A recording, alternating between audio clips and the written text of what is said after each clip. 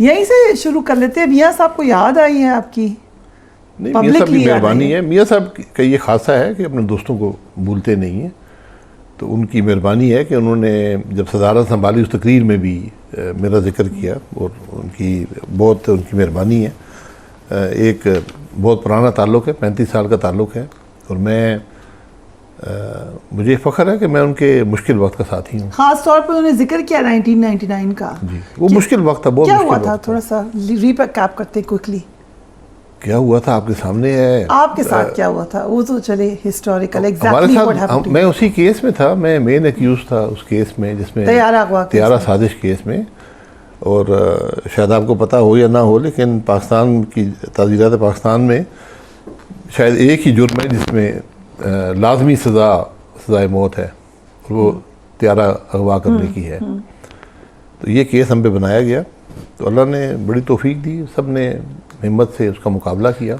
So exactly आप थी क्या ब्लेम उस वक्त? आपने तैयारा अगवा किया? वो तो उस वक्त के प्राइम मिनिस्टर पे थी, और नहीं, उनके नहीं थी, मैं चेयरमैन पीआईए था। So it was directly on you। जी। एंड आपने क्या किया? मैंने क्या किया? आपको ज़ाहिर ऑफर हुई होगी कि आप खिलाफ बयान दे दें। नहीं, हमें ये बड़ी क्लियर ऑफर थी, मुझे और गौसली शाह साहब को, क्योंकि हम डायरेक्टली इन्वॉल्व थे। हमारी बातचीत भी हुई थी मियाँ साहब से, प्राइम मिनिस्टर से, उनके स्टाफ से, कि आप ये बयान दे दें कि आपसे बात हुई है, क्योंकि इससे कॉन्स्पिरेसी कंप्लीट हो जाती है।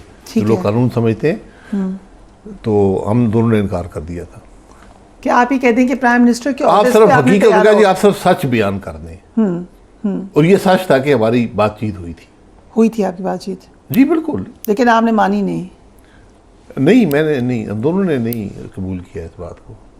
तो फिर हमें उसको में बना दिया गया। काफ़ी मेरा कुछ 6-7 हफ्ते हम मिलिट्री कस्टडी में रहे थे। कैसा एक्सपीरियंस था? Should I ask you? Experience आप जो मर्जी पूछे, एक्सपीरियंस अच्छे नहीं होते एक्सपीरियंस, लेकिन वहाँ पता चलता है कि आपने अगर आपने के अपना ज़मीर मुतमईन हो, तो फिर एक्सपीरियंस कोई उसकी हैसियत नहीं होती। सो बेसिकली प्राइम मिनिस्टर से कॉन्वर्सेशन हो रही थी आपकी उस वक्त? जी बिल्कुल हुई थी। और you didn't own up to it, लेकिन हुई थी? ओन अप क्या, मैंने लिख के दिया, मेरी हुई है।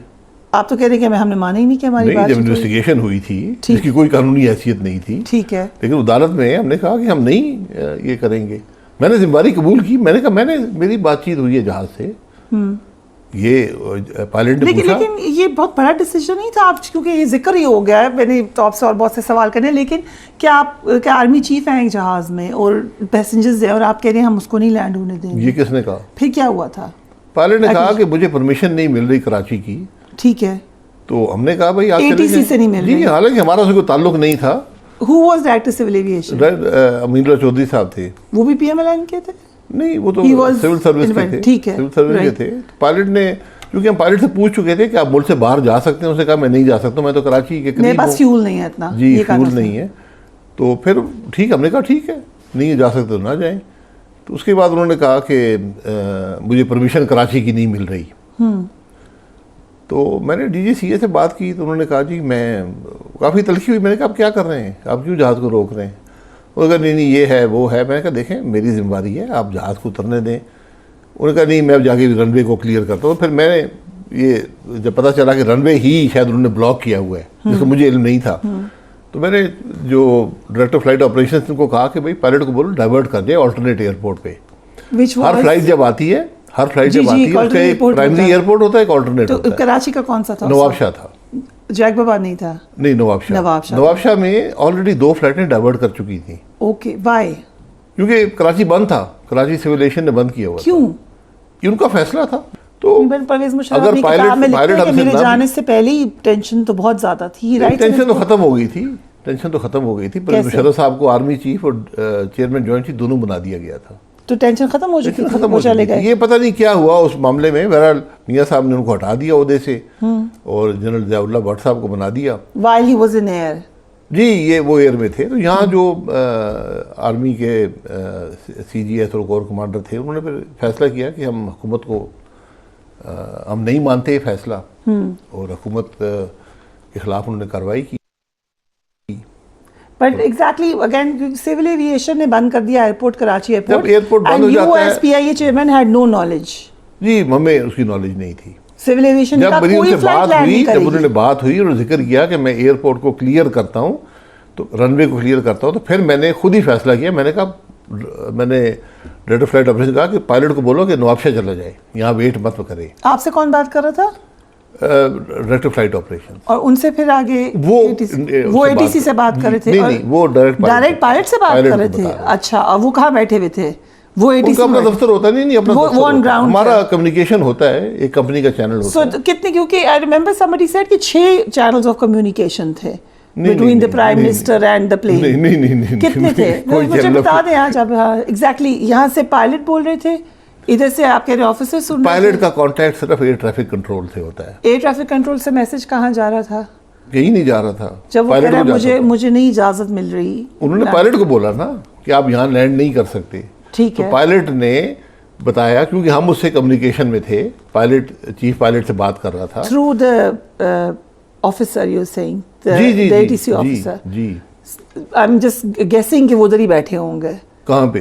Air traffic control. नहीं, वो अपने दफ्तर में थे। मेरे पास भी रेडियो था, मैं भी बात कर सकता था, लेकिन मैंने उनसे बात नहीं की। ठीक है, मैंने उनको कहा कि आप उसको कहें कि वो अगर वो लैंड नहीं करने दे तो नवाबशाह चला जाए। मुझे कहने की जरूरत भी नहीं थी। ठीक है। पायलट की जिम्मेवारी होती है कि अगर उसका एयरपोर्ट अवेलेबल नहीं है तो अल्टरनेट पे चला। आपको ये आइडिया ऑब्वियसली मियां साहब ने कहा वो यहाँ लैंड ना करें? ना, ऐसी कोई बात नहीं। ये खुद ही सिविल एविएशन कह रही थी? जी, सिविल एविएशन के डीजी साहब ने खुद ही एयरपोर्ट बंद किया हुआ था। तो आपने पूछा नहीं उनसे कि क्यों बंद? नहीं, मैंने से पूछा, मुझे पता भी नहीं था। मैंने कहा ये क्या कर रहे हैं? तो वो कहा जी वो है बहरहाल। मैंने कहा जी आप मेहरबानी करें, जहाज़ को इजाज़त दें। तो उन्होंने कहा मैं रनवे को क्लियर करवाता हूँ लैंडिंग के लिए। जी, तो मैंने कहा फिर मैं समझ गया कि रनवे फिजिकली ब्लॉक्ड है। तो मैंने फिर डायरेक्टर फ्लाइट ऑपरेशन को कहा कि उनको बोलो कि नवाबशाह यहाँ वेट मत करे। फिर उन्होंने क्या कहा? पहले आपने कहा बस वो जहाज में चला गया, जहाज चला गया नवाबशाह। ओके। और वहाँ उसको लैंडिंग की परमिशन मिल गई और वो लैंड कर रहा था। तो यहाँ पे टेक ओवर हो गया एयर ट्रैफिक जो कंट्रोल सेंटर था उसमें। तो उन्होंने फिर वापस जहाज को मंगवा लिया और फिर जहाज़ वापस आया और फिर कराची के करीब पहुँच के जहाज़ खुद ही हवा में बुलंद हो गया और कोई चक्कर लगाने शुरू कर दिए। और फिर बातचीत हुई नीचे जनरल मुशर्रफ की, जो कि तुमने अपनी किताब में लिखी। वो सारी बात मैंने खुद सुनी है। ये तो बड़ी बताएं फिर। ये तो सर हिस्टोरिकल बात नहीं, वो हिस्टोरिकल नहीं लिखी हुई है। उनका वर्जन है ना, आपका वर्जन नहीं। वो यही, उन्होंने वहाँ 2 हज़रात थे, एक मेजर जनरल थे, एक ब्रिगेडियर थे, जो तो उन्होंने उनको बताया कि इस तरह आपको हटा दिया गया है और नए चीफ बना दिए गए हैं। और आर्मी ने इस बात को एक्सेप्ट नहीं किया। और तो मुशर्रफ साहब ने कहा कि उनको बोलें, आई थिंक जनरल अजीज़ को, कि कोई भी शख्स मुल्क से बाहर ना जाए। उसके बाद उन्होंने वेरिफिकेशन करने की कोशिश की कि ये जो लोग जिनसे बात कर रहे हैं वाकई वो हैं या नहीं है। तो एक साहब उनके साथ काम कर चुके थे किसी जगह पर, उनको जानते थे। तो उन्होंने पूछा मेरे काम किया, वो नाम भूल गए थे, कुछ उस वक्त हालात भी ऐसे थे तो नाम बता नहीं सके। फिर वो दूसरे साहब ने टेक ओवर कर दिया। तो उन्होंने कहा जी मेरा ये नाम है और ये हम दोनों हैं यहाँ पर। तो फिर उनको यकीन आया। तो उसके बाद जहाज़ 10-15 मिनट चक्कर लगाने के बाद फिर आके उसने लैंड किया। Right, and by that time martial law. जी, वो तो लग चुका था। जनरल मुशर्रफ की तो राब्ता कोई नहीं था। आपके वहाँ से फिर आप इन कस्टडी चले गए?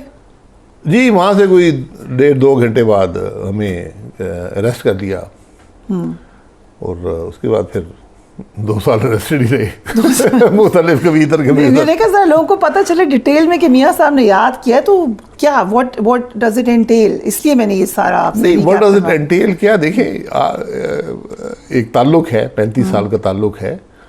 और मैंने पूरी ज़िंदगी में कोशिश की है कि उनको शिकायत का मौका ना मिले।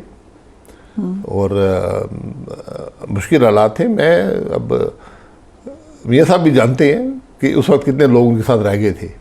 लेकिन 13 अक्टूबर को कितने लोग मियाँ साहब के साथ थे, आप यकीन करें, आप एक हाथ की उंगली पर गिन सकते थे। सीरियसली इतनी कम? ये आई थिंक मियाँ साहब खुद भी बताते हैं कि मुझे लोगों ने आगे कर दिया कि आप चले, हम आपके साथ हैं। नहीं, वो नहीं चले, नहीं फिजिकली लोग बिल्कुल चुप घर बैठ गए थे। कोई भी बात करने को, बाहर निकलने को तैयार नहीं था।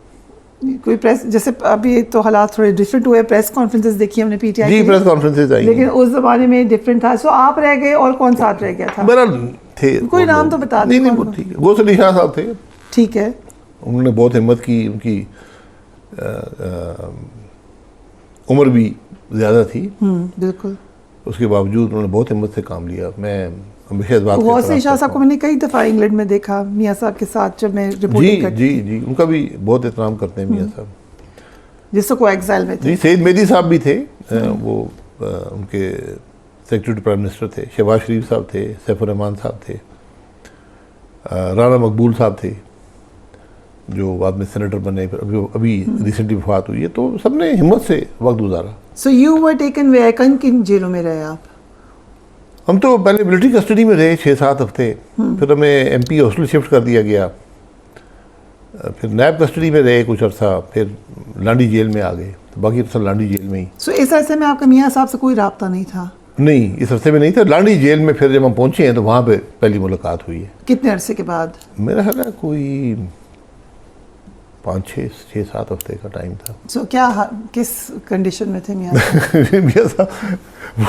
मियाँ साहब मुझे कहे आपको क्या हो गया, मैंने कहा मियाँ साहब आपको क्या हो गया, क्योंकि सूरज में हम नहीं गए थे 6-7 हफ्ते, रंग थोड़ा दर्द पड़ जाता है, पीला सा हो जाता है।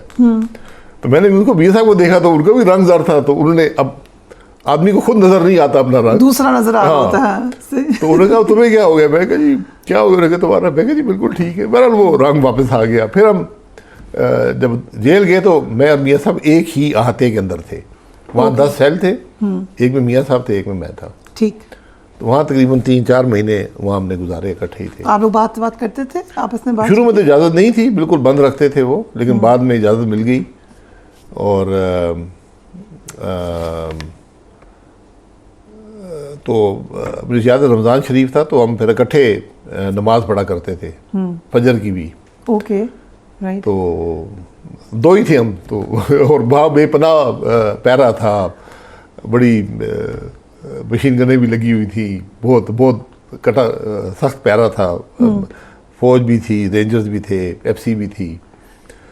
तो बहरहाल वक्त काफ़ी आपने किस्से कहानियाँ सुनाए होंगे एक दूसरे को उस वक्त तो? नहीं, वो एक ताल्लुक का था। एक मेरे बड़े हैं, मेरे बुजुर्ग भी हैं, दोस्त भी हैं, उनकी मेहरबानी है।